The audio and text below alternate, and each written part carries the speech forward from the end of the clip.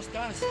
Hola, compadre. Bien, ¿qué estás haciendo aquí tan solo? No, aquí relajado, salí a tomar un rato la brisa.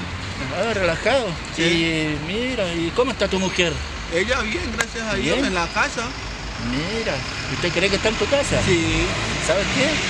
Tu mujer está con otro hombre. ¿Qué? No, vamos. ¿A dónde? ¿Dónde la dice? Sí, yo te acompaño, ¿dónde? Vamos. Como amigo te acompaño. Ya. Ya.